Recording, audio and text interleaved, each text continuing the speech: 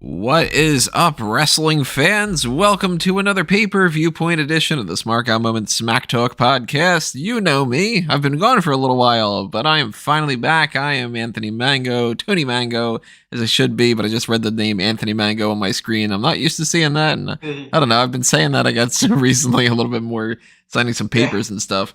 Yeah, I guess you're really not in the swing of things because I've never heard you say Anthony Mango. Yeah. Well, I am indeed Anthony Mango, a.k.a. Tony Mango, a.k.a. your host as always, outside of the weeks that I have been thankfully covered by Callum Wiggins and the other man you could hear right here, Robert DeFelice. Hey, Tony. First of all, you don't sound like you because you sound happy. You sound rested. You sound refreshed. Congratulations on the wedding again. And thank you. Yeah, let's kick this off right by talking about one of the most pointless shows that took place all year. I had to come back for a show like this, right? So we'll get into some of these specifics and stuff. I see Marquise is in the chat and saying welcome back. I see Brandon's in the chat. Clooney, glad you're back, but sad about this pay-per-view. We will talk Survivor Series here. Survivor Series 2021 just ended a few minutes ago, and we will break down everything that's happened, who won the matches, what we thought about the matches, and everything like that.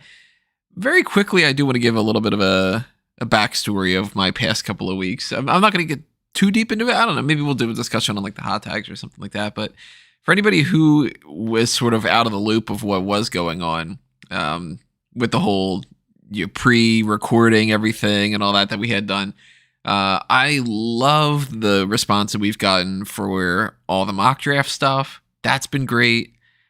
Big fan of seeing everybody enjoying that. So we definitely will be doing more of that kind of stuff going forward. And I did take a bit of a break. I've been incredibly busy, so it's not like I took a break by just like sitting on the beach somewhere. I don't like the beach anyway, so I probably wouldn't like that. But no, I mean, you figure I got married on Halloween. The next day I moved to New York, and I still haven't fully unpacked or anything. I'm currently in a setup right now of a desk that I'm going to return tomorrow because it's not the right color and I don't like it. Apparently, this white desk is like this like lime green beige. Like, who the hell says that that's the color white? I'm in the middle of the living room. I've got wires all over the place. That's why it's not just white. Okay? You need some culture in your life. The white needs to match my horribly pale skin, which is only slightly burnt in some areas right now. It's just red and gonna peel. My foot more so than anything, and that's just because I was being obnoxious, and I was just kind of like, I don't feel like moving my foot on this one day. I got burnt. That was on a boat day. Did a whole boat thing one of these days. I'll break down more, in detail down the line. But yeah, first of all, I will say where you were staying looked absolutely gorgeous. I mean, just like the rain there. Oh, the rain's so cool. Loved the rain. Amazing. Yeah, so we were, we did the whole, I moved up to New York here. I'm in the apartment, and that's going to be, where I'm going to be for a little while. So you guys are going to be hearing lots more ambulances and everything. The audio setup, like I said, it's not at all right now the way that it's going to be because I am in a room that is not the room I'm going to be recording in, on a desk that I'm not going to keep, and so on and so forth. But hopefully it sounds okay right now, and it'll get better and better as time goes on.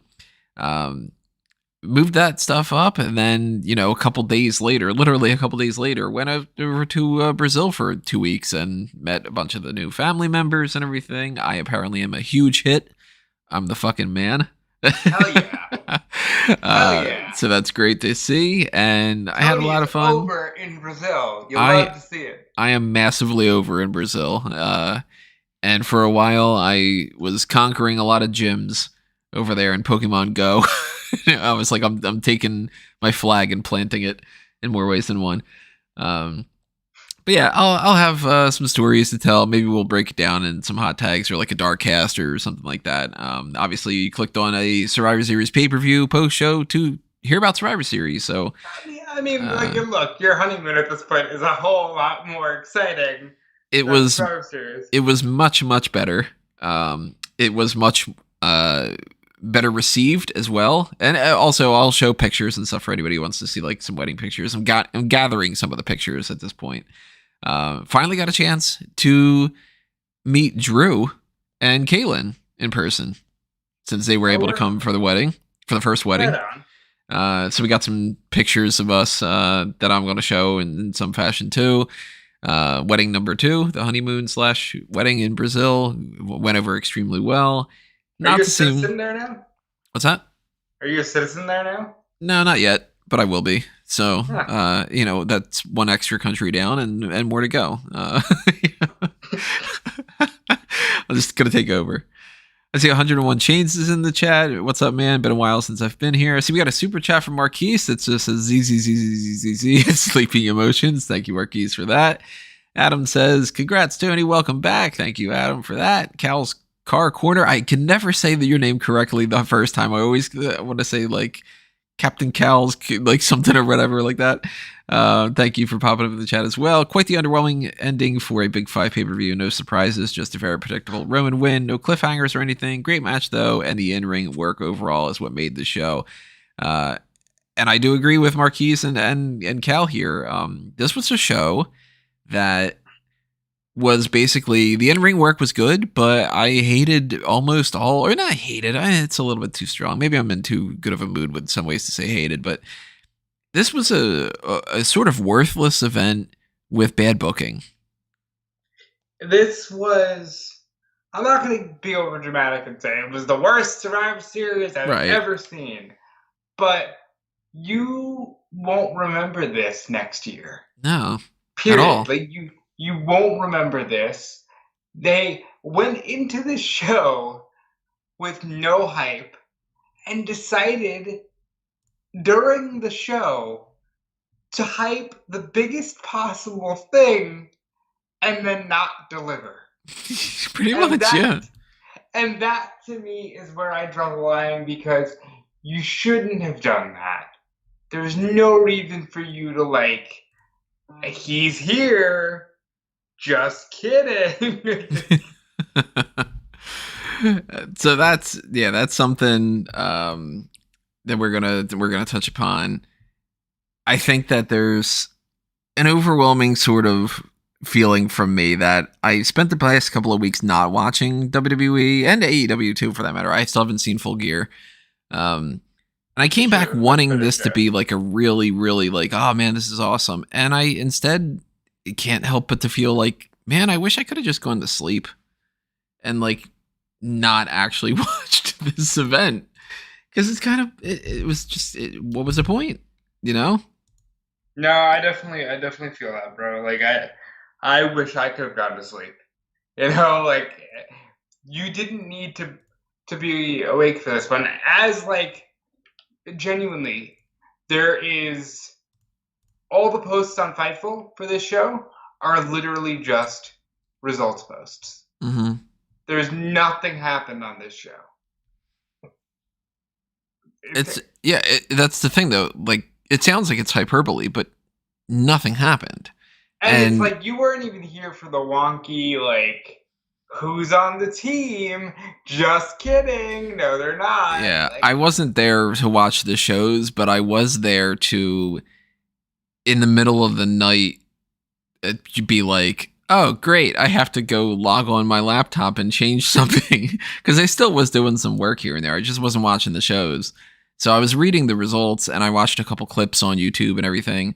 And it drove me nuts to have to keep switching things around and to be like, okay, Aaliyah's on the team, Aaliyah's off the team, Rey Mysterio and Dominic are off the team, and it's a question mark. Oh, they just announced Tony Storm is going to replace Aaliyah. It's just an announcement. Okay, that's whatever. And I don't know, like some of the build specifically, I didn't obviously watch like the promo, but I'm glad I didn't watch more than that, because that seemed pretty awkward.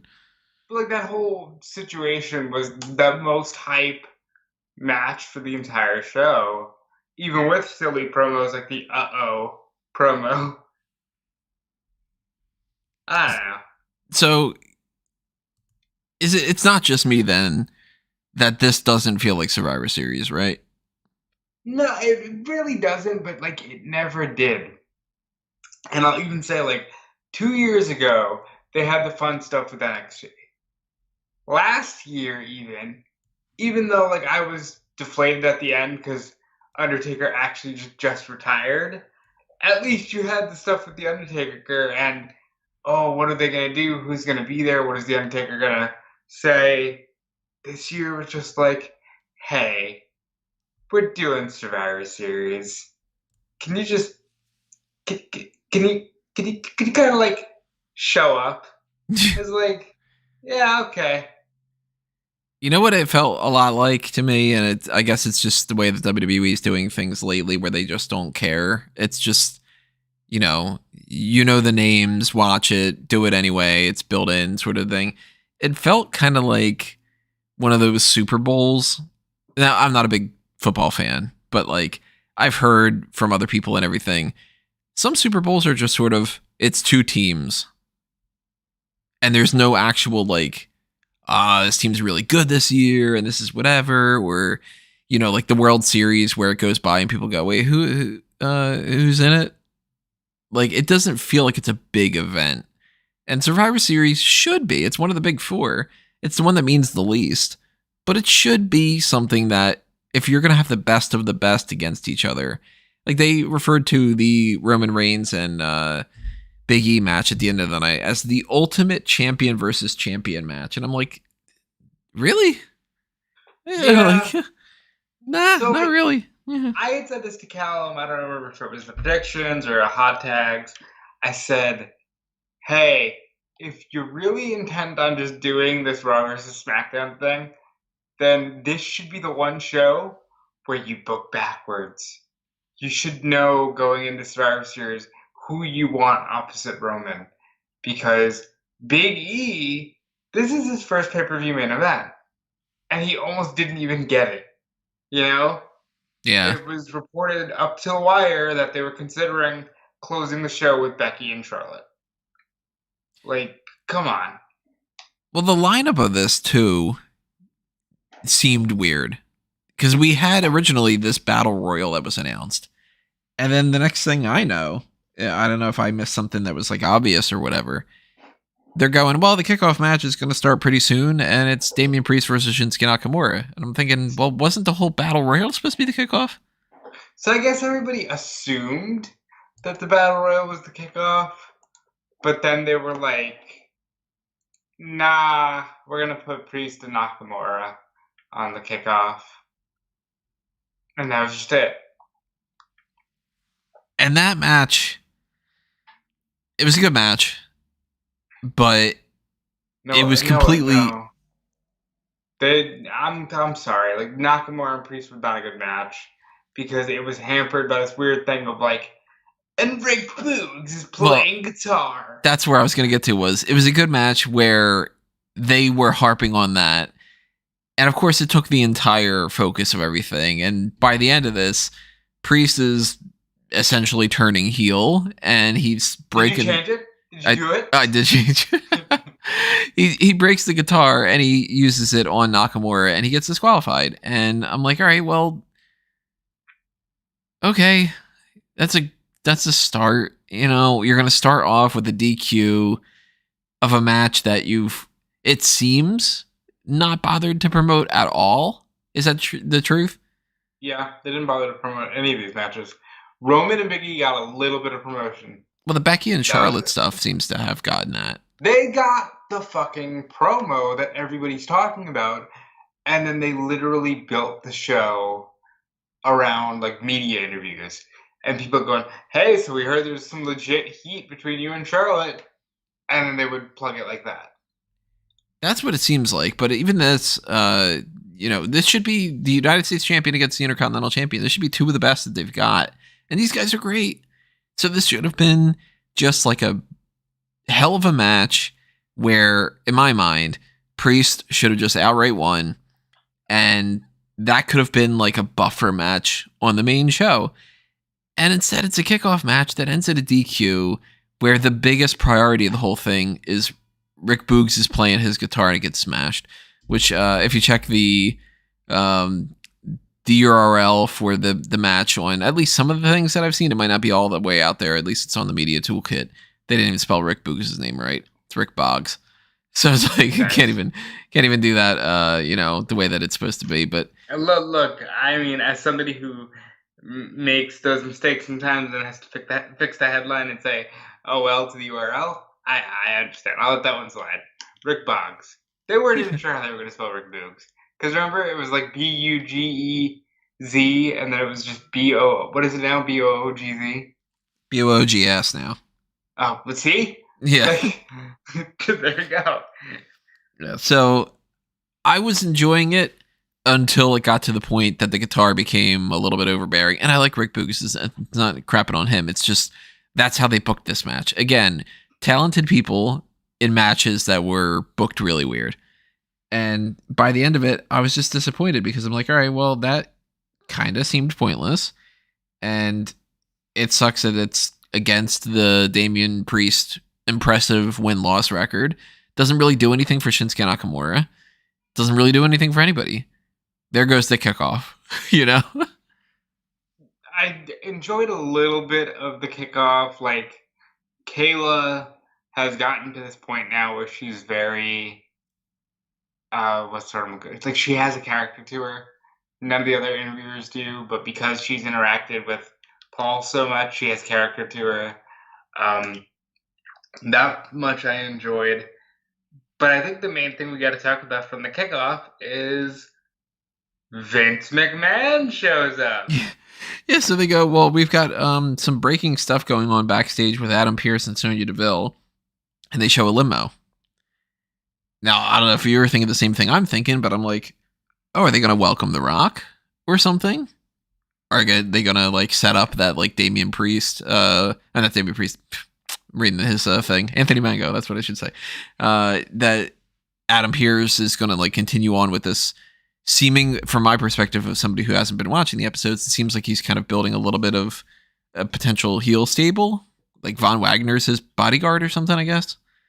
Yeah, nobody really knows. And I'm like, the WWE doesn't even know. They fire people the week after they sign new contracts. But I'm like, well, maybe they're going to do something with that. Maybe he's got some big heavy that's coming in with the limo. Or maybe it's going to be Gable Steveson, or maybe it's going to be... And it's Vince McMahon. And instead of anything to do with Adam Pearce and Sonya Deville, Vince McMahon stands in front of a bunch of people that all are like, it's Vince. And he holds up a golden egg. And he tells them essentially, cheer for the egg. And they go, And I think it's Mace that's just like, egg. And they... Please clap. I love that. It's that mixed with my first reaction was, I really want a new miniature gobbledygooker to hatch from that egg. Yeah, so I thought about that actually. I wonder if they'll tease a gobbledygooker and then it's The Rock. There's a rock inside. I mean, okay, first of all, if you were here and you weren't off, actually having a good life, we would have seen Red Notice because The Rock is in it. Right. And we probably would have known more about this egg. But because we didn't, we're all just kind of going, what the fuck is this? Right. And at this point, because I haven't been watching, that's when I messaged the group chat and I was like, wait a minute, what the fuck have I been missing? Of this egg? And I told you, I was like, nope, this just happened. But now you mentioned the group chat, I do want to shout out Callum, who brought to our attention that Damian Priest is calling these mood swings he's having, his inner Damians. It's like demons, but Damian, it's awful. If that's true, that's pretty bad. Yeah, I went back and watched the promo he sent. Awful. My inner Damians. Yeah. Ugh. I'm a guy who loves word puns and, the wordplay and everything, and that's bad. That's bad. I mean, I wouldn't mind it if it was you saying it. As in what, like a one-off relationship. joke that's like, Yeah, that's kind of like making fun of itself. If you were like, oh, he's got inner Damians. All right, yeah, hate me too. All right, move on. Like that kind of thing, but not like a yeah, exactly. serious thing. Uh, so But there you we go. got Vince McMahon gets the egg. we got this egg. Marquise says he calls it the Tri-Wizard egg. There's the thing about the snitch. Um, Also, shout out to Raleigh and Dean in the live chat, and Peter as well. Peter was joining the live crowd. He was dressed up as Sasha Banks. Thank you for the sign me up, Peter, by the way. Hope you had a lot of fun on here. He's going to listen to the show back tomorrow. Okay. So the first match of the night itself was Becky Lynch versus Charlotte Flair. And the way that I wrote this up on Bleacher was... long and short of it was, look, it would be more interesting if other people were in the mix, but they know how to have a good match. And they pretty much always deliver. So you don't want to eat pizza every day of the week, but, you know, I'll be damned if when you take that first bite, you don't go, pizza's pretty fucking good, you know? I had pizza today.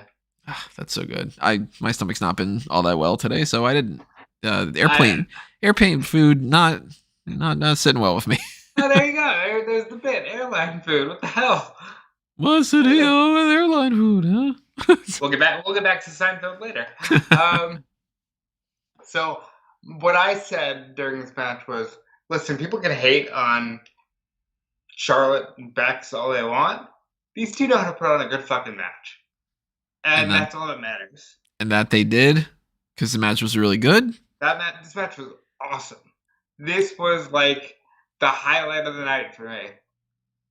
So Dean says apparently that the Becky post-match interview is fantastic and emotional. I didn't get a chance to check that out. Becky is crying practically. It's a fantastic promo. What would she be crying about? She's saying how, I guess carrying on the fact that they have real heat. She's saying, like, I can't believe, like, this is a person who I used to trust with my life. And in fact, we almost died in a car accident together. And now, like, we just hate each other. And, like, we just went in the ring, wanting to kill each other. And I'm not sure if I'm happy or sad that I didn't break her arm. It was very good.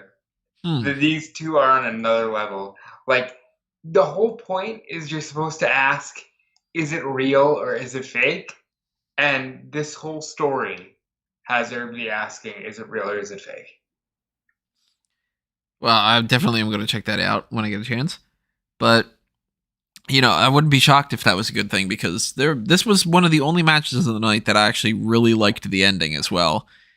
I loved that they did, for anybody who missed it, Flair holds the ropes for a pin. She's, you know, playing full heel in this match. Referee catches her. Lynch rolls her up, does the exact same thing, and the referee doesn't pay enough attention, so she doesn't get caught, and she wins. Because she is still a heel, right? It's not just something that, you know, that I've been missing out on. Like, she's going to fight Liv Morgan. Right. So that's all good. Both heels tried to cheat. One of them was successful, and it was the one that people would cheer for. That's the way you go about doing it. That's a great ending to this. Great match. Charlotte didn't sell anything. She just was like, oh, fuck, I got rolled up. I better just get my title and walk out. You know, like, she didn't sell anything. It was just great. You know? Just great. Yeah, the only downside I had for this whole thing was that weird headbutt where they were trying to say that she hit an elbow or something. And no, it was like a moonsault. And I think Charlotte, like, grazed her, so Graves was like, oh, but her elbow hit her. Ah. Yeah, that was like the only flaw to this match. Every the rest of them. Oh, and the way that Becky Lynch was dressed was pretty weird. I was cool with it. Becky looked great. Charlotte looked great. These two are on such a different level. It's insane. Are they quite at the Neville level, or are they underneath 77? I think they're quite above 77. They're at least 78. So then let's move on to the men's 5-on-5 traditional Survivor Series elimination match. I loved the opening of this, where Kevin Owens starts off. He's a fucking ball of fire, and then he walks out and gets counted out. I loved that. He's doing some good work on Monday nights. He's pretty much full heel. Nobody really knows what his status is. I don't think he's staying. I guess we'll see next year. But I thought that this was fantastic. I think he's definitely leaving. I think he's absolutely leaving. So I think he's just sort of having a little bit of fun on his way out. And I think he wants to be a heel. And I think he wants to be a heel in AEW. So why not be a heel and gain some traction in the meantime, you know? I agree. So I like that. For the most part, I liked about, 80 to 90% of this match. I really enjoyed the actual match itself. I think that they accomplished quite a bit. Like, for the most part, it's other than Corbin and Woods are the only two that really didn't accomplish much. Because Balor gets a win. He takes out Happy Corbin. Lashley gets a win by using the Hurt Lock on King Woods. Lashley and McIntyre get taken out through a double count out, which that was the theme of the night, was count outs, because this is the count out number 3, and we would have another one later on. And this is the only time of year where you can do a count out, and I think they were just like, fuck it, that saves everybody. They loved their count outs tonight, yeah. And then I was disappointed, though, because I was like, all right, well, McIntyre's not winning this, and they did a lot to kind of seemingly hype him up. But just to have him taken out because of the Lashley thing, like they're making it seem like, oh man, this is a WrestleMania rematch sort of thing, and I'm like, well, that doesn't feel like it's that important. They're really hedging their bets on McIntyre and Roman can potentially be like a Mania match if all else fails. They're really hedging their bets on like when they get in the ring, that's gonna be huge. And it's not. And, like, here's the thing. It's sad that it's not. Right. Because it should be. Because they're both really good. And I like both guys. But it just doesn't have that feel. Like, the same as the whole, it's the ultimate champion versus champion match. And it's like, well, no. Because even the Intercontinental Champion versus the WWE Champion mattered more when it was Hulk Hogan against Ultimate Warrior. And, like... And by default, that's more Ultimate, anyway. Yeah, because Yeah. But like the Lashley McIntyre thing is like, yeah, that was a WrestleMania WWE Championship match, and they're standing in the ring together, and it feels like it could have been just 2 other guys. Yeah. So it's a real shame that that's just how WWE has been lately, because it didn't feel like a big deal. I felt like that threw the match off, but the crowd was super into Jeff Hardy. And oh my God, yeah. At this point, it switches over to the Jeff Hardy show. And they do a little bit of some good stuff here. Austin Theory gets a win over Sheamus. Sheamus was having some fun here. He and Hardy are working together. They're doing the 10 beats together and everything. I'm questioning whether or not they're going to go Sheamus babyface. Of course, he gets eliminated and he just attacks Hardy. So now he's a heel. Oh, he's not. Yeah, I would say he's a heel because he's with Ridge Holland on TV now. Right, but I was like, what's happening here? Like, he's having some fun. He's playing babyface and everything. And then I'm thinking, okay, well, then Hardy is going to beat Theory and beat Rollins, and that'll be the boost to give him a chance to fight Roman Reigns, and that's pretty cool. Like, they'll do that with Jeff Hardy. Cool. Literally everybody was like, okay, so Hardy will win, and then he'll fight Roman Reigns at day 1 in, like, a TLC match. And then Rollins wins. Which... I'm okay with that, and I'll tell you why. Rollins has a definitive world championship opportunity. I'm going to bring that up later when I complain about who wasn't the sole survivor in the women's match. Jeff Hardy's over as fuck, and I love it, and I think Jeff Hardy should get a run at the top because he deserves it. This was fun because the crowd made it fun, and I think that's the only match of the night that I can say this is fun because the crowd made it fun. See, I don't like the Rollins thing because I immediately thought of another scenario that I liked better, and this is where I think maybe it's just personal preference. Maybe WWE's got something in mind that they're going to go with that. I hate to say the whole like, oh, trust the long-term storytelling, but maybe they do. Oh no, we're past Maybe. that. Bro, we are. We are way past the idea of that. The idea of trusting the process. Right. Hit row was really foul. Right. You've been in Brazil. Hit row, all 4 of them. All of them. After signing new contracts and everything, yeah. So, the idea that there's a possibility is slim, but it is a possibility that they've got a reason for this. But even if it's just personal preference, this is immediately what I thought. Wouldn't it have made more sense for Rollins to come up short, not just to set up Jeff Hardy as a potential challenger, but also so Rollins can complain that the reason why they lost is because Kevin Owens fucked off on the team?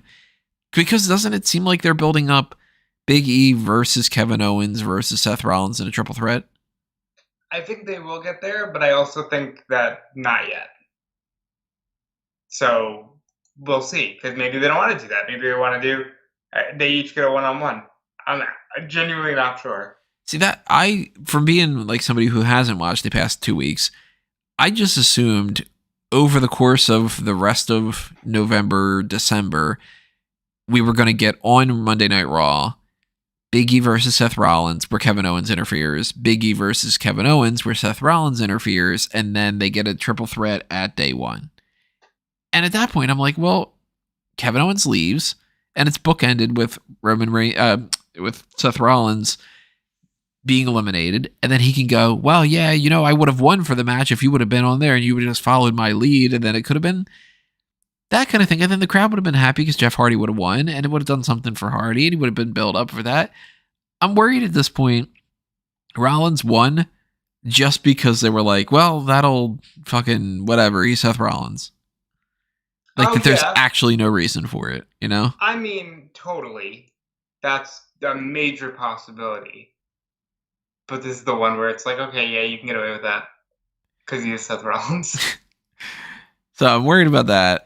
But I did like the in-ring action. I did like most of this match. I just didn't like the Seth Rollins ending. I'll have to say that. Like, look, all the matches are good, right? We're well past the point of like, oh, wow, it was actually a good match. Like, all matches are good, which is part of the problem in WWE right now. It's everything else that's bad. They told a story about an egg for an entire night and didn't pay it off. Well, that egg did get a little bit more action here because this is when Roman Reigns was meeting with Vince, and he explained that it's Cleopatra's egg.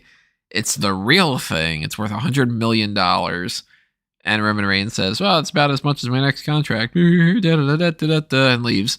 It would have been great if he would have actually said that out loud. I'm just picturing Roman doing that, doing like some little, like the shuffle, right? Like, he's getting taken off screen with like, cane. Exactly. He's got to have the cane. He's like a Charlie Chaplin type thing. That or he's being pulled off to the side like Showtime at the Apollo. Amazing.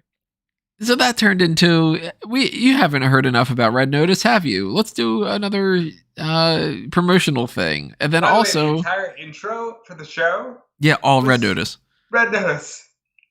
What the fuck? Now I do want to watch the movie, and we will. I mean, it's The Rock and it's Ryan Reynolds and it's Gal Gadot. Like, yeah, absolutely, yeah. I want to watch it, but I don't know. And then at the same time, I want to eat Pizza Hut because then the next match was just all Pizza Hut.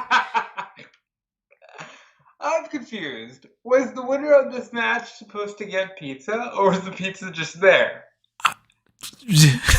I don't know, because this was The Rock's 25th anniversary type thing, sponsored by Pizza Hut. And the match starts where they've already had the Pizza Hut put out there, and they do a little, a couple little things with like the Street Profits are going to give the pizza to Byron Saxton, and they hand it over to Michael Cole instead, and whatever. And it's ha. R-Truth gets distracted by it, and the beginning of this match literally revolves around he gives pizza to Otis. Otis eats it. They both get eliminated because that's the way the WWE does this. It's like, do your thing and get the fuck out of here. The crowd eventually starts chanting, "We want pizza." And they get it. And I'm thinking, well, this is pretty pointless, and it should have been on the kickoff and everything like that too. But also, where are we going with this? Is this going to be like some other kind of tie-in? Is like somebody going to do something where like maybe I missed something, like that there's like a pizza story or whatever like that? Like maybe, I don't know, maybe, but more than likely it's probably just Pizza Hut sponsored this segment. Let's just showcase that and do a match, and that's what it ended up being. And to clarify, and just because I want to get this out of the way right now, the egg, same thing. This is what this is for.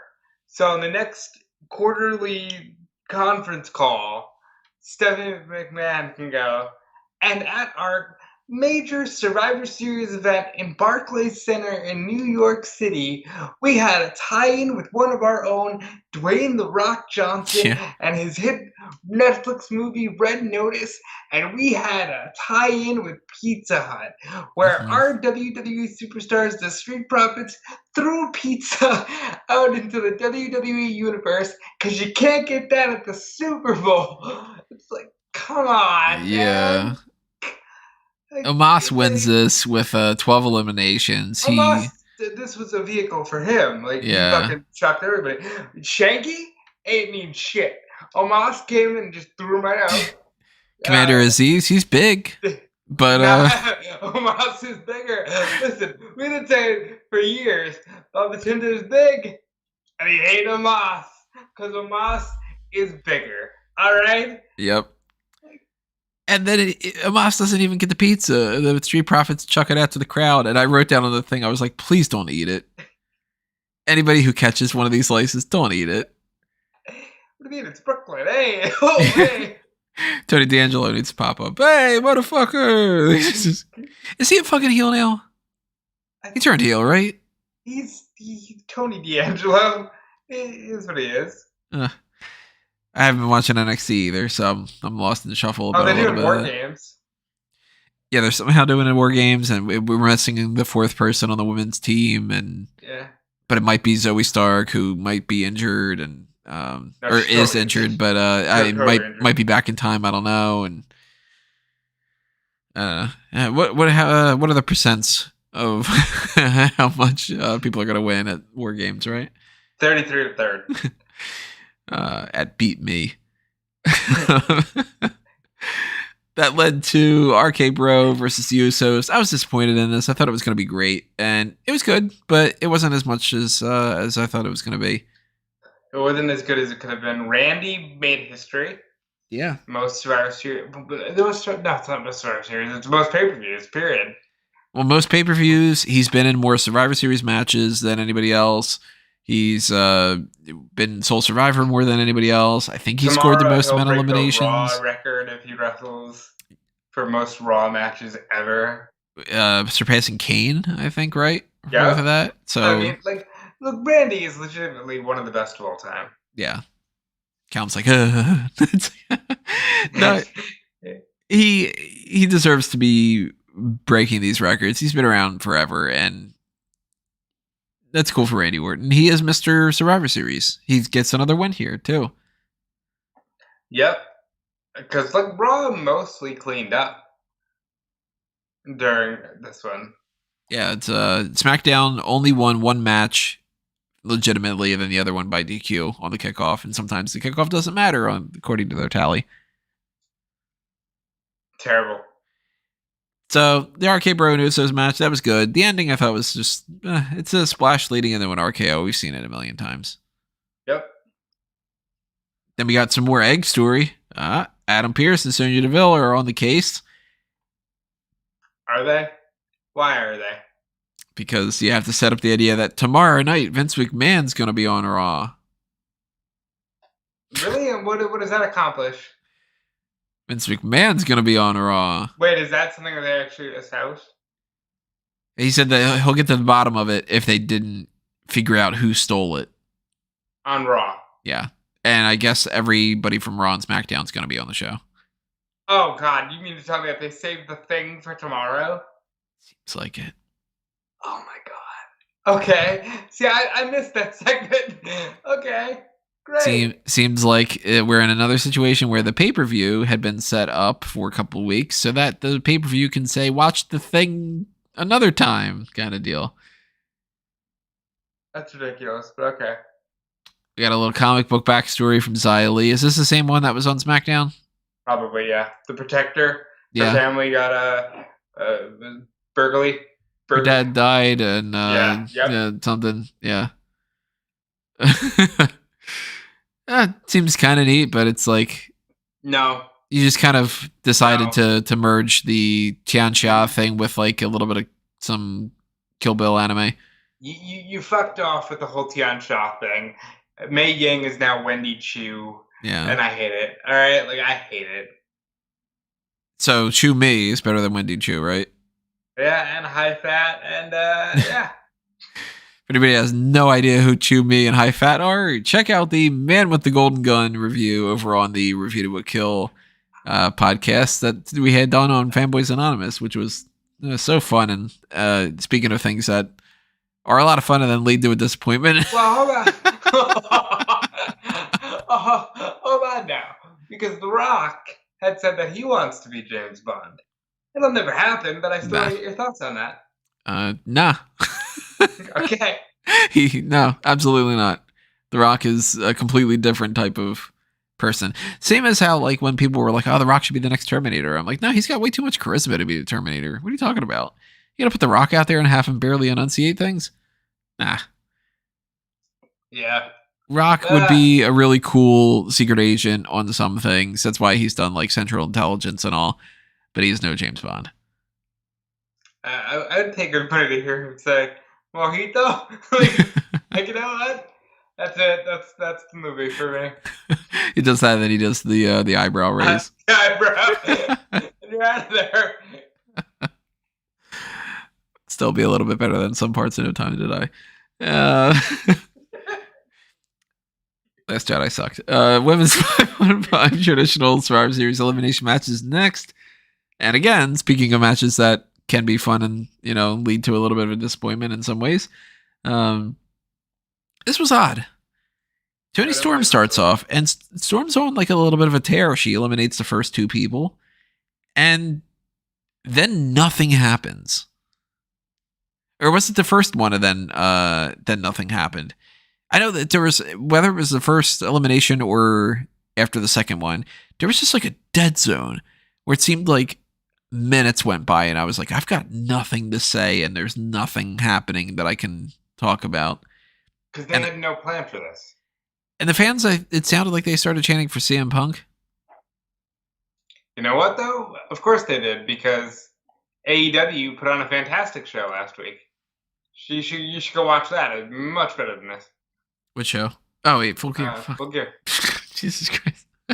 Very good, Johnny. It's okay. Whatever's coming, right? It's okay. You know what's really good? What's that? Some of the food in Brazil. Yeah, I mean, bro, you were sending some pictures, and that food looked amazing. I don't know what my favorite thing was, for sure. But one of it might have been these little cakes we got at the wedding. I sent you a picture of them. Yeah, those things are so good. They're like a buttery cake with like this like thick dulce de leche in the middle of it. That's like sinful. Like, yeah. I don't know how to pronounce it correctly because I haven't pronounced a whole lot of things correctly. It's like Bim Cachados? Shadows? Bim Cachados? Good for you. I mean, let's all take a minute once again to congratulate Tony. Spent a couple great weeks in Brazil. Married a beautiful girl twice over.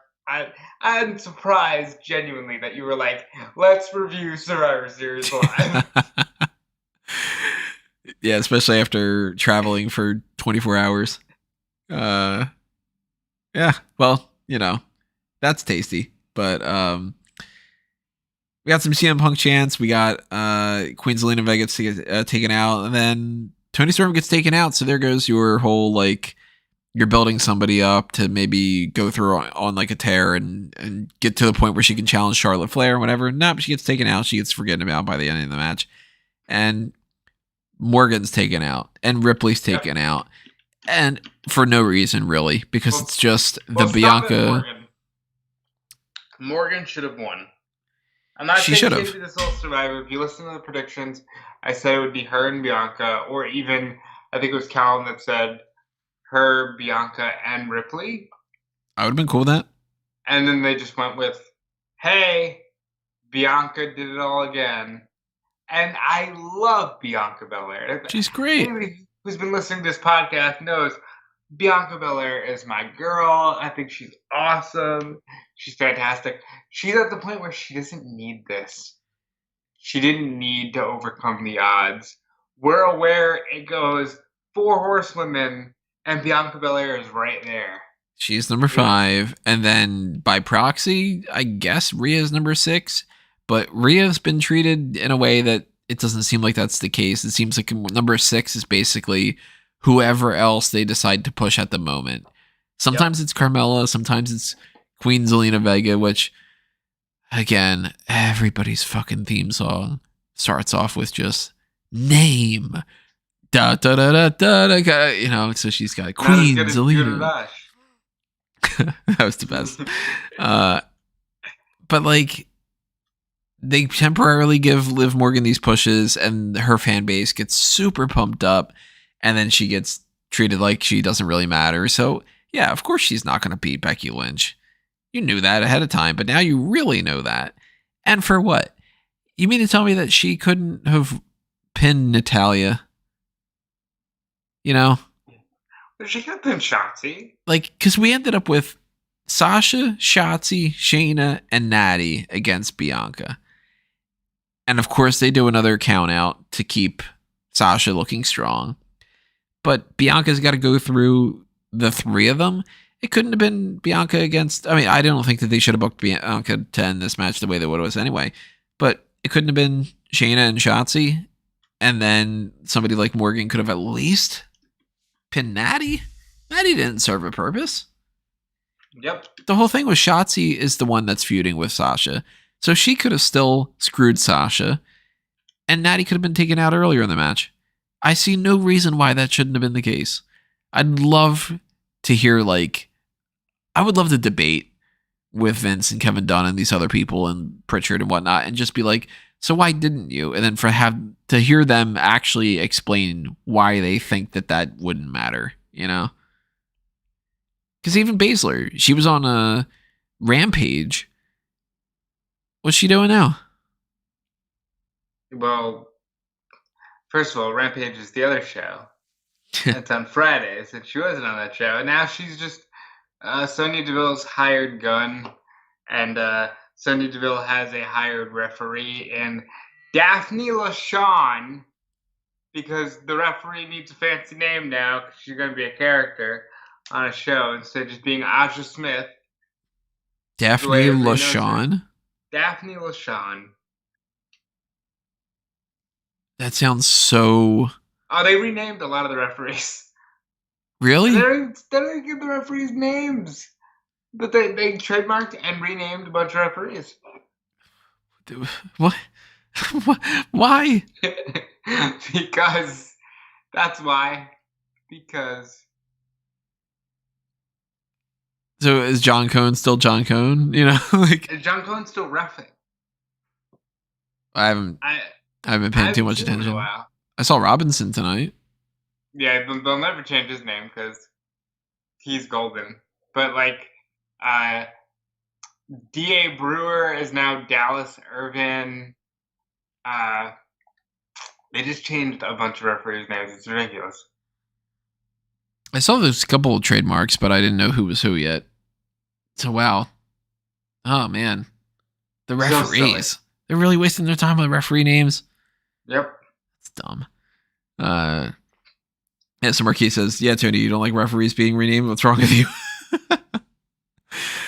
You know, back in the day when you had the WWF versus WCW, Monday Night Wars, the thing that really changed things for WWF, renaming referees. Tim White. His real name is actually like John Smith. Tom Off-White.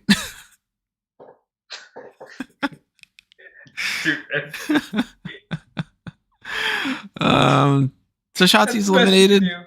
I'm tired. Shotzi's eliminated, and Bianca Belair is the sole survivor, and Team Raw wins again. And Belair, what's the point? Is gonna go feud with Dewdrop now. So I why don't even know why bother? she needed to win this. Yeah. Again, everybody knows how good she is, but it's just another notch under her belt. You know?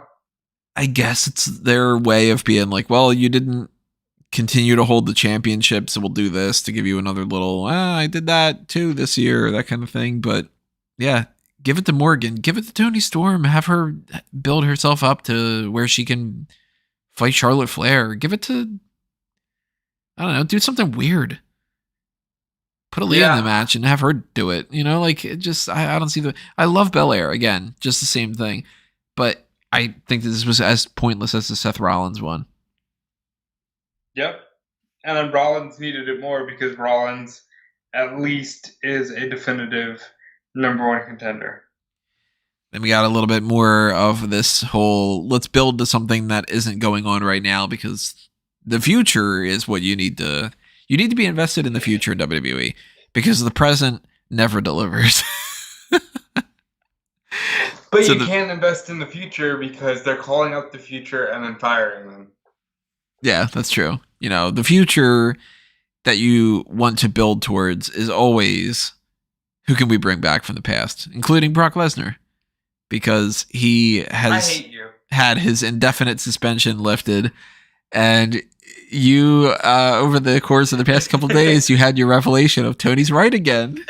Well, no, because I think Jeremy on Fightful did an article that Paul Heyman said something like, I think Brock Lesnar and Roman Reigns is a bigger WrestleMania box office than Brock Lesnar and then Roman Reigns and The Rock. And I'm just like, no, don't do this.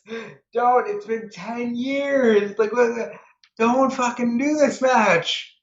Do Rock and Brock. Honest to God, do Rock and Brock. Do anything but Roman Lesnar again. Rock and Brock and robots. Yeah. Rock and Brock Lesnar, Vito Robots. I'd watch that movie. Like, do anything else but Roman Lesnar. Please. It's happening. You know it's happening. It better happen at the Royal Rumble or Day One. I don't want it at WrestleMania. I think it's going to happen at both. I hate you. Stop it. Stop. Go back in time and go check out all the Randy Orton and Bray Wyatt stuff from Survivor Series and the Seth Rollins and Kevin Owens from Survivor Series. Survivor Series is the time of the year where they go, we're going to do something at WrestleMania and we're going to let you know and whatever. And you would think that it would be The Rock, but they seemed a little bit more into the Brock Lesnar thing here. And I think it's happening. I think it's happening with both. I think they're going to do something at Day One or Royal Rumble. It's one or the other, where Brock beats Roman through some kind of like DQ. And then they just fuck off for a few months and do it at WrestleMania again. I really think it's happening. Stop it. Stop it. Adam says, if you say Roman v. Brock into the mirror 5 times, it will happen. Yeah, Tony. Stop. Stop wishing this upon us. Like, and Marky says, don't need it. When Tony's right, it's wrong. Yeah. Look, I don't want to be right about those things. I was That's very good. I was very glad that Cain Velasquez did not win that Royal Rumble that time. It's like because he got fired. Like, oh. Yeah, but you know, I give an honest assessment, and I really think that that's just where it's heading. I hate you. I hate me too. I've got nothing to say really about Big E versus Roman Reigns, other than the fact that the crowd was way more invested in, is The Rock going to show up? Is Brock going to show up? And they didn't. Big E, this should not have been his first pay-per-view main event. He's been WWE champion for nearly 3 months. And 69 days. Like, very nice reign. Ayo. And he should be more invested into whatever's next. But he hasn't been, because Raw is the B show right now. Right now, Raw is completely the B show. If you look at all the releases, they've all been fired. All the main releases have been from Raw. The Nia Jax, the Bray Wyatt, Braun Strowman, all from Raw. Keith Lee, Karrion Kross, all from Raw. You weren't here for the Nia Jax release, were you? Nope. Hey, what do you think about that? Like, real quick, Nia Jax. Let me go and open up the list of the people that have been fired because there's been so much that I've lost track of. Let's see here. Because I know my reaction for most of this was, what the fuck? What the fuck? What the fuck for all these? Because it's just been, stop it, you know. So let's see here. The people that have been fired since I had been taking my little break. We got, I gotta get rid of the thing about the pending Grand Metalik. It's not pending anymore. He's gone. Oh yeah, he's not pending. So he is out there. So they had released, in the meantime, they had released Greg Hamilton. Mm-hmm. Which I was like, you know what? I guess they fired him because of the stuff online with the, was it a rapper or something? Probably. That he had said something about like suing a rapper. That seems kind of weird. Because it's like, if the guy stole WWE clips or something, then they should back him up rather than fire him. Well, who the hell knows anymore with this company, huh? Yeah. So looking at this other list, we lost Karrion Kross and Scarlett, which is like fat lot of good it did to build these people up, right? Yeah, so much good, Tony. We got Frankie Monet and John Morrison over the course of a 14-day difference. That's disappointing.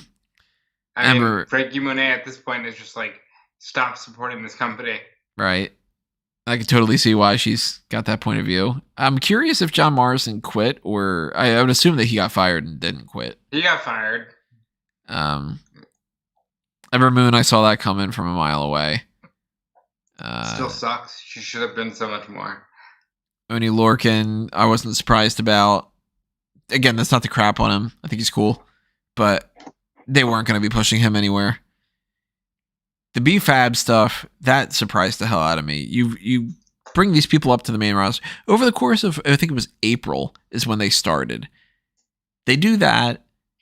Scott wins the North American Championship. They have him drop it so they can go to the main roster. They go to the main roster, and then like 2 weeks later, B-Fab gets released, and then another week later, the rest of them gets released.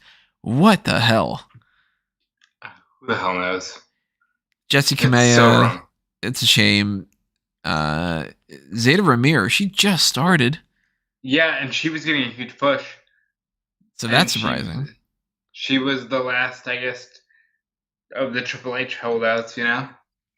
Trey Baxter, he was starting to get a little bit of a push, it seemed.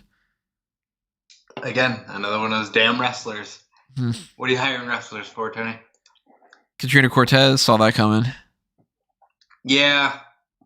Yeah, and then I felt bad. She immediately tweeted about how, like, she's had like visa issues and stuff. Yeah. Right, yeah. So that sucks. Lucha House Party, we knew that was happening for a while. Jeet Rama, he's been in NXT for like 48 years, so I'm not surprised about that. The Nia Jax one, that really shocked me because she seemed like she was kind of untouchable. But yeah, she seemed like a lifer. Yeah. I'm happy about that one, though, in a sense. Because, look, I don't have anything against Nia Jax, the woman herself. She never did anything to me. But it's just a pretty obvious fact. She was not one of the better in-ring performers, and she was injuring people and everything. And I wasn't super big on seeing her get pushed constantly. So while I don't wish anybody to lose their jobs, I'd rather Nia Jax get released than for that to have been like Shotzi, for instance. Yeah, but then when she's posting about how like she's on a mental health break and they asked her to come back and she was like, I think I need more time, and they were like, never mind, you're fired. Like that's what happened? Yeah, I guess she hasn't been around, yeah. Oh, well, that's shitty. Yeah, and it's they went so far as somebody from the New York Post reported via their source that she was fired due to vaccination status. But Nia Jax, in that same post where she talks about her mental health, said her vaccination status was never called into question. So it's just crazy. That's really shitty to say you need a mental health break, and they're like, well, then you're fucking fired. Come on. Like, you're fired mid mental health break. And she says, like, her vaccination status was never in question. They never gave her any options. And it's all a mess. The Keith Lee and Mia Yim one, that pissed me off. Yeah, Keith Lee should be a major world title contender. Really hope that he goes to AEW. Me, I think everybody does. Harry Smith surprised me. They brought that guy back after so many years, and then he goes like, "Hey, I've had a dark match and whatever," and then he's gone. Eva Marie, what a worthless thing to bring her back for just the dewdrop thing, right? Yeah, I don't know why they did any of that. Jackson Riker saw that coming. Drake Maverick, unfortunately, saw that coming too. It's a shame. About John Cena being like, Drake Maverick put out a video and he was like, "Yeah, watch this. It's a powerful message from a talented guy." I was like, okay. Drake Maverick's really cool. I like him a lot. So I hope he bounces back. Slapjack saw that coming, unfortunately. And Tegan Knox, poor fucking girl, man. That's wrong. That's every time this girl was getting a chance to get something going, she got fucked. It's like 3 injuries, I think. 3. And then she gets 3 or 4 tag team title opportunities that she went, and she never actually has the match. Then she gets split in the draft, and she never makes an appearance on Raw. Wrong. Ridiculous. How many people do you think that are on this Survivor Series card are going to be gone next year? Because remember, Keith Lee on that NXT thing, it was a big deal. It was Keith Lee. Keith Lee was a big deal last year. Keith Lee and Roman Reigns standing tall, and it's like, oh wow, next year that could be a thing. And then NXT was not a part of Survivor Series the next year, but Keith Lee was at least on the main roster, and then now he's gone. Keith Lee was a thing last year. He was on the winning team for them. So how many people do you think on this card are going to be gone? Way too many. Honestly, way too many. I'm thinking Kevin Owens is a guarantee. Shotzi will be gone. I got a feeling Shotzi's going to be gone too. And it's so stupid because they're pushing her. But that's the way that they've been doing it. They've been like, here you go. Here's the brass ring. Also, it's covered in poison. Haha, you died. And let's be clear. We're not saying, oh, this is what we want to see. Look, if we have our way, they'll hire back everybody they fired. But it's at this point, my biggest hope is that they're just done firing people for the year. Please don't fire people past Thanksgiving. You know? They're like, fine. We'll do it on Thanksgiving. Well, that would be disgusting. Oh my god, I think at that point you'd have to boycott the company. So I think that I think Owens, I think Shotzi, I think Finn Balor is going to leave next year. I don't know what his contract is due, but I hope he leaves. I'd like for him to go elsewhere. There's so many people that I would love to see them go elsewhere. Because they're not being treated right. Yeah, I think that he either gets fired or he leaves. I think that, let me bring up the list of the people right now, just to keep track of that. Well, even some of the people that weren't there too. I wouldn't be shocked if Aaliyah gets released next year. I hope not. I think Sami Zayn is probably gone by this point next year.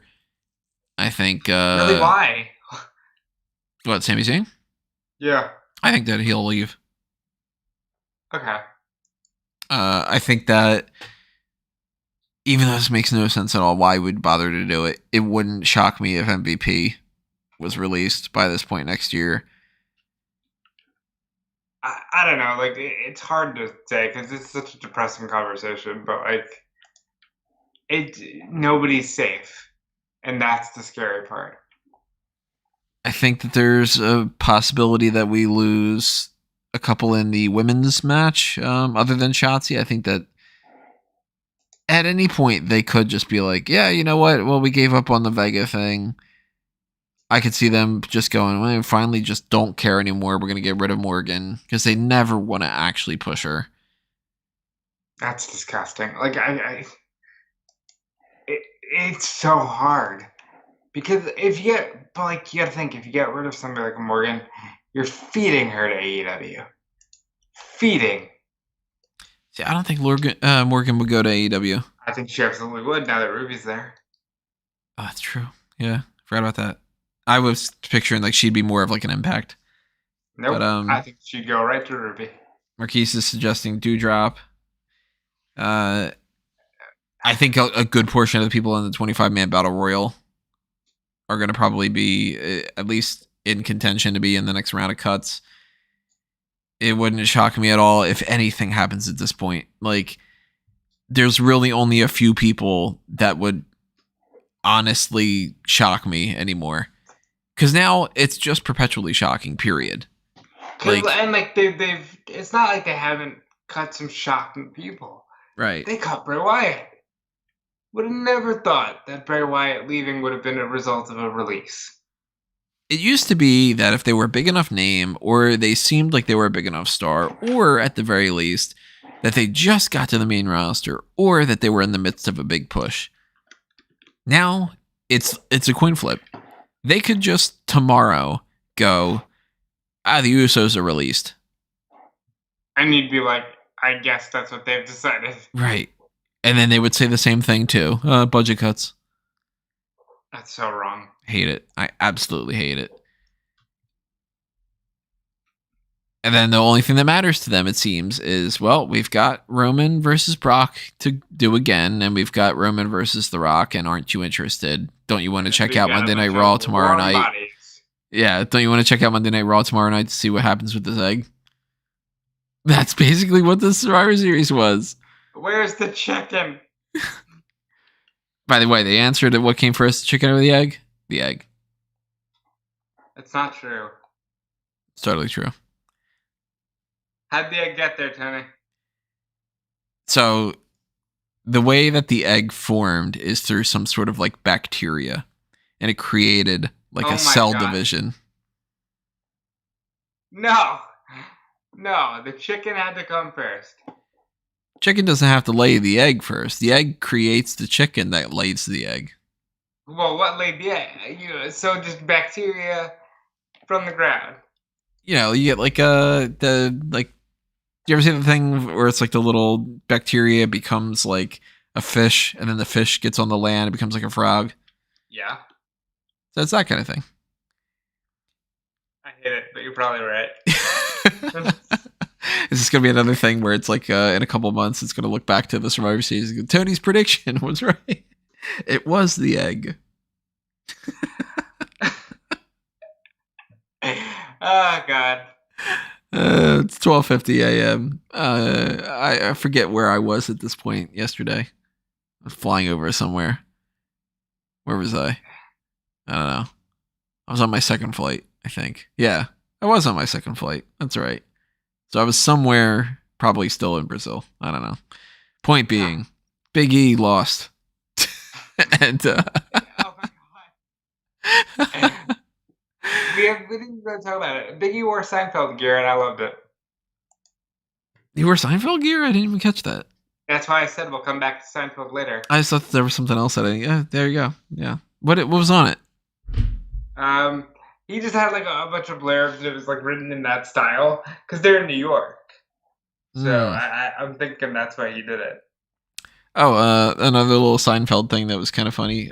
So just to reference my past couple of weeks on wedding number one in the United States, my room where I was getting ready in, they had like, a TV setup where you had like I think they had like a Roku for it. So I'm like, let me see what I could put on here in the meantime while I'm getting ready and whatever. Ended up just putting on Seinfeld. And I was like getting ready for my wedding, listening to the episode of the Chinese restaurant more than anything else. Cartwright? No, that seems like a Tony wedding. Yeah, there you go. I will, when I eventually get my footage of everything, I will show to people that are listening my Ric Flair entrance. Oh, did you? Oh, yeah. Because I was like, I don't know if I really should actually go full blown. And then enough people went, well, you fucking gotta. And then I was like it's the only day where you're allowed to. You make a good point, as in the do it argument. Which apparently we had a her iPad set up and we were broadcasting that so some of the people in Brazil could watch the ceremony part.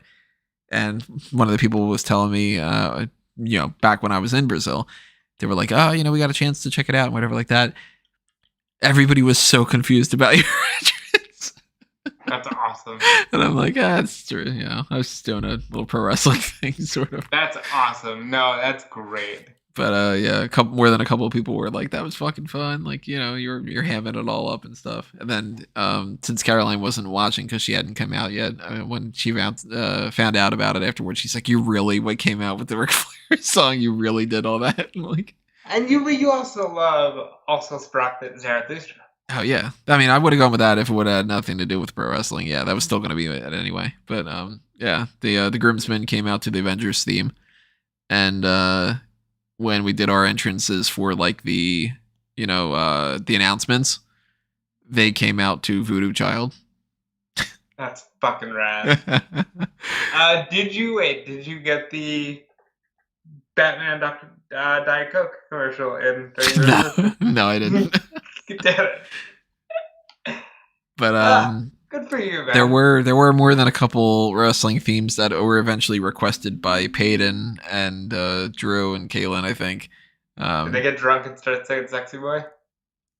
DX's theme and Hogan's theme played, and The Rock's theme played. Nice. Towards the end of the wedding. There was more Rock at his wedding than there was at Survivor Series. There you go. That's all the more reason why you invest in the right things, not the wrong things. That's right. To anybody who contributed towards the wedding fund, you invested in the right thing. It worked out. She married me twice. Good. Ben in the chat says, I'm sad I didn't enjoy anything on this pay-per-view. Could you imagine if Sasha and Belair weren't in the women's match? Jesus Christ. Some things still would have been pretty good. But yeah, this was it was just bland. It was. If you didn't see it and you're listening to this, I don't think you need to go back and check out anything. Yeah. And this won't be remembered next year. Not at all. This won't be remembered by probably the Smark Out Moment Into the Year awards. Yeah, those are pretty soon, so it might be remembered. I forgot what happened already. I forgot what we were talking about. What do you mean? We're talking about SummerSlam 2008. That's a fun show. A nice Hell in a Cell match between Undertaker and Edge. I knew you'd remember what the hell it was. Of course I would. Tony, what was the main event? Undertaker and Edge, Hell in a Cell. Nice. I like that. I care about things, Tony. More so than some of the people running things. So, yep. Survivor Series 2021. That's it. Big E loses to Roman Reigns. Roman Reigns wins clean, and the crowd goes, "Is Rock coming? Is Brock coming?" And then the end of the pay-per-view graphic pops up instead. That's what's coming. That's it. You know what's weird though? They led right into the Rock episode of Ruthless Aggression. They plugged the Rock all night. It feels like he was supposed to be there. And they just decided, maybe we'll get him tomorrow and deal with it. Because you'll be happy when he's there tomorrow. Yeah. I'm disappointed. And not just because The Rock didn't show up, but I'm disappointed that this doesn't feel like Survivor Series. Yeah. I feel that. Any other last thoughts in the live chat?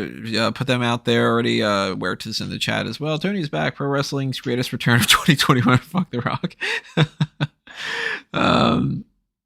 We were going to wrap things up here. Just kind of, doing our usual stuff here. The plugs and stuff. I'm sure that you guys have heard some of the Manscaped things that we've talked about, but since I don't know if I'm going to do another podcast in the meantime, there are Manscaped stuff on Black Friday sales. I'm not really doing a full-blown ad here. I just wanted to put it out there in case you are interested. There are some Black Friday stuff. There aren't any Black Friday sales that I'm aware of on the merch shops on TeePublic and Redbubble and stuff, but there might be. I don't know. There should be. There should be some generic. Yeah. 10% off, whatever. It might be the same sort of sale that you get all the time where it's like a couple bucks off the t-shirts and stuff, but it might not be. I don't know. Check them out if you're interested in picking up anything for that, for like a little Christmas gift for yourself or something, or somebody else. I don't know. Maybe you want to buy a t-shirt that says one of the cheap heat things of like whatever town I'm in right now sucks. I love that shirt. It's one of my favorite ones. So I want to talk about Manscaped real quick because during an ad read recently on Fightful, Sean Ross Sapp cracked up because the ad read said, "Impress your in-laws." Now, Sean was just like, why would you impress your in-laws with how well you shave your nuts? Which is funny, but Tony actually did impress his in-laws with Manscaped. I did. I had on the cologne, and my now mother-in-law was she made a point to say that smelled really good. So there you go. You can impress your in-laws. You can literally do that. So yeah, check out the Manscaped stuff. Other than that, follow and like and share and subscribe and do all that good stuff. Show some love to Rob and Callum all over the place for picking up the slack while I was gone, doing some podcasts when they didn't need to, but they did because they are awesome like that. And I do appreciate that. And Callum and I enjoyed doing it. We enjoyed doing the Full Gear stuff and the hot tags. We love the reaction to the fantasy booking. So I good. love the reaction to mine because it was literally just, oh no, it's going downhill. Let me try to open up my my emails and my the different reactions that we got from there. I'll read off some of these that I thought were kind of funny while we're talking. I thought that was so much fun. If you want to follow me, please follow me everywhere at Dude Felice. Follow me on Twitch. I'm doing some stuff on Twitch now, twitch.tv/Dude Felice. I've been doing just random streams where I'll like watch some promos and just talk about promos. I'll watch some matches. I'll play some games. Follow me on Twitch. I know somebody did follow me from Smark Moment, so I appreciate that so much. I appreciate all the love.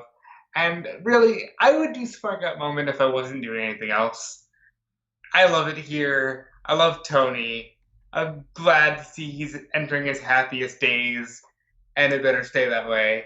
And I just genuinely love doing this stuff. But if you want to actually follow the other stuff I do, check out Fightful.com and Fightful Select. I'm looking at some of these things here. Some of the responses were like, I know that Guest 5 was really big into the idea that you had picked Batista. Then he was all like, you didn't fucking book him well enough. Like, I thought Batista had one of the best, most straightforward bookings that I could have given him. He wrestles Kevin Nash. I know that there were some of these on here that was really. I thought it was funny that at the start of it, Guest 5 was like, okay, so who's in the big man buffet for the Tony card? Why am I referring to myself in third person? I don't know. You're having a weird night, bud. I've had a weird life. Let's see what else. Some of these. This is discussion about the Nia Jax thing. It was funny that people were kind of like, "What the hell's Rob's card going around all over the place?" Triple H is still running creative. Yeah. Some people were asking about the spreadsheet of the wrestlers, and I think people had the wrong impression that we didn't write down everybody who's ever been on the thing. We did it just sort of on a whim. So I don't have a spreadsheet of everybody that's been in WWE.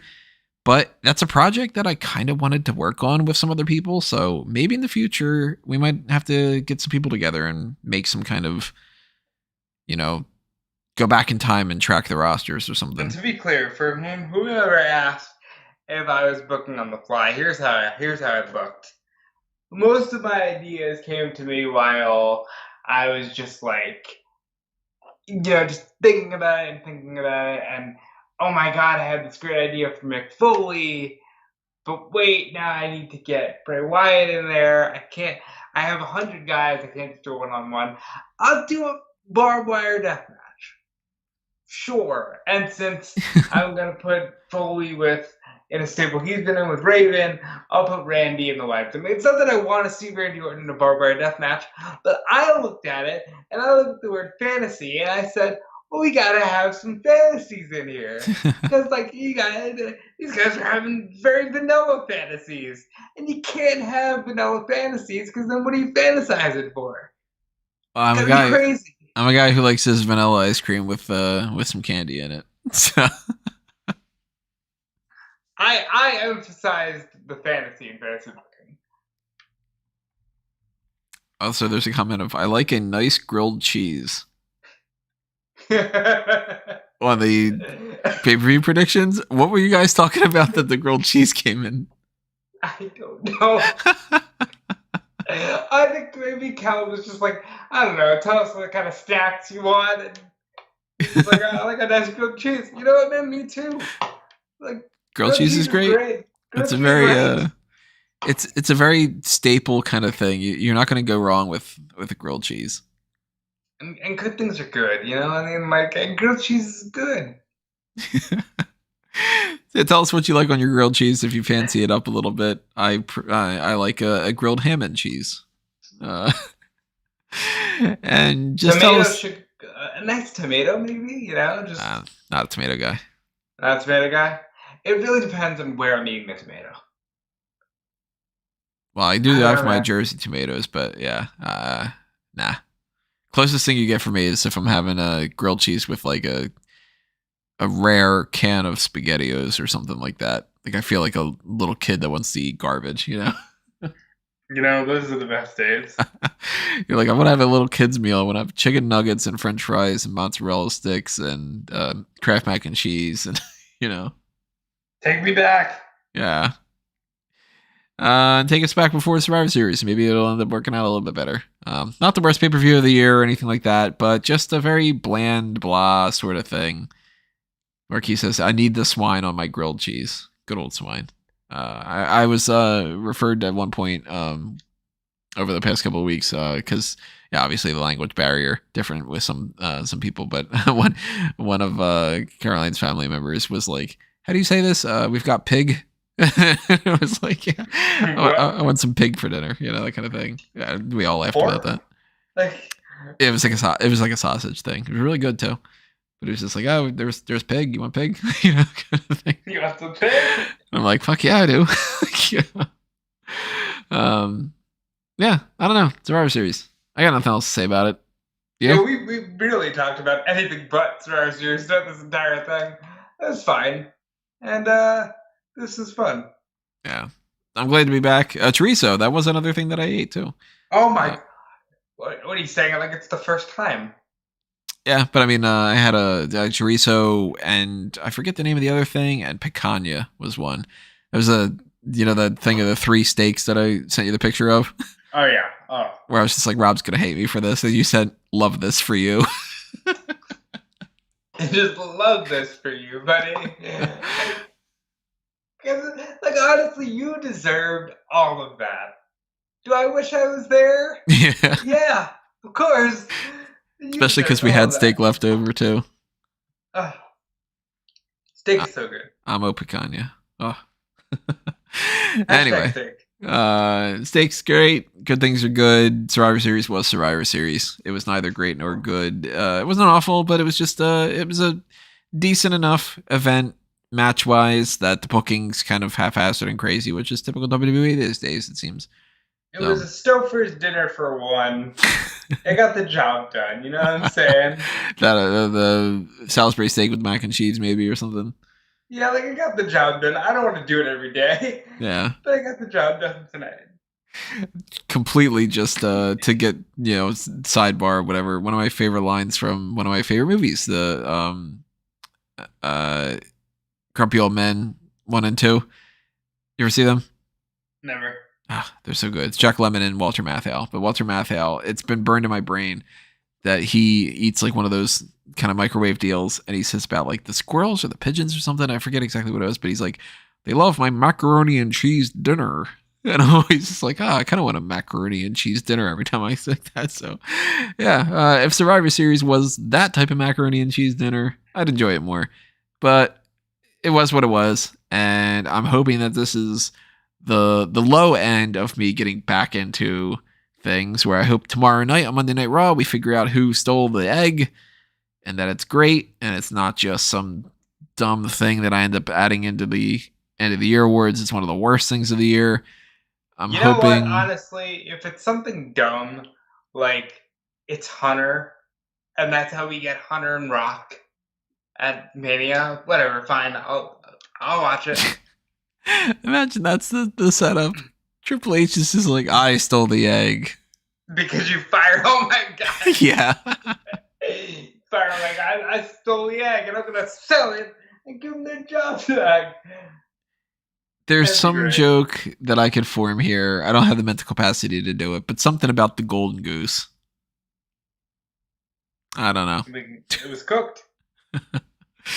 Anyway. The egg was scrambled. We got the plugs out of the way. We got everything else out of the way. So thank you for listening to this, everybody. Thank you for welcoming me back. Thank you for hitting the like button, because you did, didn't you? You did. I think you did. Yeah, you did. And if you didn't, go ahead. Right now. If you are subscribed, thank you for that as well. If you followed anything that we've been doing over the past 10 plus years now at this point, and if you follow everything else in the future, then you get the good old thumbs up for that as well. And we will see you with the next thing, whatever it is. I don't know. It's Monday onward, so I guess the next thing's going to be whatever the next main event is. I don't have a plan. We'll figure it out. And we'll see you then. But for now, this has been another Smark Out moment, and we are being counted out.